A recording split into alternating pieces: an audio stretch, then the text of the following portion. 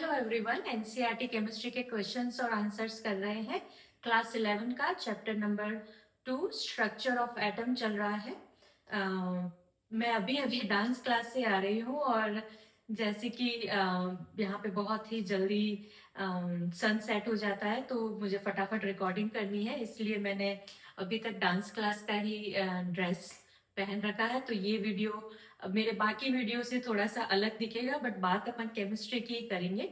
तो केमिस्ट्री का जो चैप्टर 2 है स्ट्रक्चर ऑफ एटम, उसका क्वेश्चन नंबर 20 यहाँ पे मैंने लिख रखा है। बहुत ही सिंपल क्वेश्चन है, डी ब्रोगली का जो प्रिंसिपल है उस पे बेस्ड है। Calculate the wavelength of an electron moving with the velocity of 2.0510 raise to 7 metre second inverse.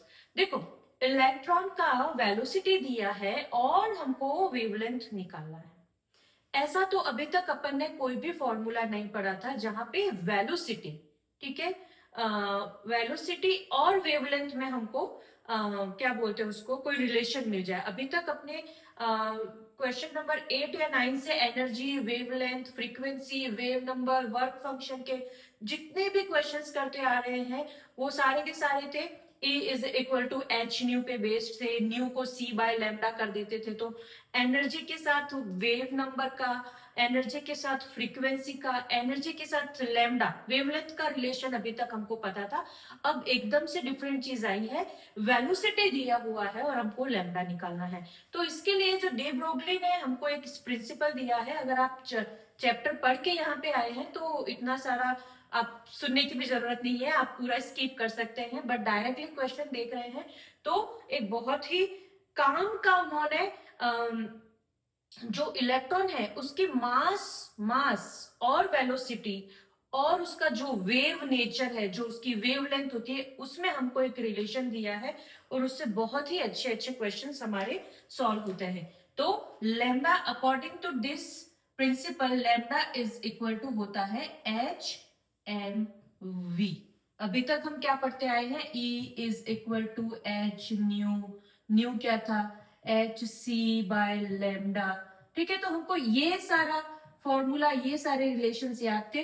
अब हमको क्या है, डी ब्रोगली प्रिंसिपल में क्या है, मास और वेलोसिटी को multiply divide by Planck constant, that is wavelength of that electron.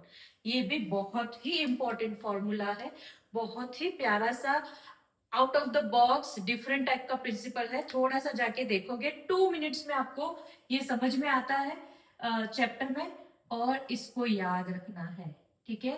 क्योंकि कॉन्स्टेंटली जब हम इस टाइप के न्यूमेरिकल करते हैं और अचानक से वो मास या वेलोसिटी की बात लेमडा से या फ्रीक्वेंसी से, यहाँ पे फ्रीक्वेंसी भी कर सकते हैं अपन, से कर देगा तो कंफ्यूजन हो जाता है। बट ये एक आउट ऑफ द बॉक्स एक डिफरेंट टाइप का फॉर्मूला हमको दिमाग में याद रखना है कि कुछ क्वेश्चन डी ब्रोगली के इक्वेशन से भी सॉल्व हो रहे हैं।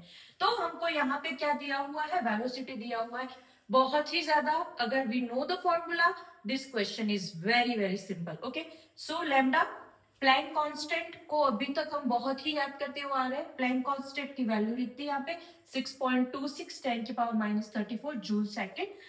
नीचे mass of electron, mass of electron भी पहले स्टार्टिंग से याद करने को बोला हुआ है, 9.1 10⁻⁻31 किलोग्राम। और यहाँ पे जो है वो हमको वेलोसिटी क्वेश्चन में दिया हुआ है, वो रख दिया। और इनको सबको यहाँ पे इसको मल्टीप्लाई करके इसमें डिवाइड कर लिया, तो ये हमारा आंसर आ गया। और ये जो है वो अपन यहाँ पे ये जो पावर्स है उसका आपस में जोड़, गुणा भाग जो भी है वो अपन करेंगे। क्वेश्चन बहुत ही सिंपल है, अगर आपको पता है कि कौन से कॉन्सेप्ट पे बेस है और कौन सा फॉर्मूला लगेगा। वेवलेंथ है, वेलोसिटी दी है, ठीक है, और वो वेलोसिटी और वेवलेंथ, वेलोसिटी और फ्रीक्वेंसी, वेलोसिटी ऑफ एनर्जी, उनका अपन को अगर कुछ निकालना है तो हमको डी ब्रोगली का प्रिंसिपल वाला इक्वेशन ही काम में आएगा। ये क्वेश्चन इजी है, बट इसको दिमाग से कभी भी निकालना नहीं है। कम आता है पर कभी आ जाएगा, तो एकदम से ऐसे नहीं हो जाए कि वेलोसिटी से वेवलेंथ कैसे निकलेगा। तो ये बहुत ही सिंपल फॉर्मूला यहाँ से निकल जाएगा। उसके साथ साथ अगर क्वेश्चन में नहीं दिया हुआ है तो हमको प्लैंक कांस्टेंट का वैल्यू भी आना चाहिए और मास ऑफ इलेक्ट्रॉन भी हमको याद होना चाहिए, तो आगे हम कैलकुलेशन करके क्वेश्चन कर सकते हैं। ठीक है, क्वेश्चन नंबर 21 करेंगे नेक्स्ट। और कुछ भी क्वेश्चन है तो कमेंट में लिखो, मैं अलग से उसको वीडियो बना के क्लियर करने का ट्राई करूंगी। Thank you.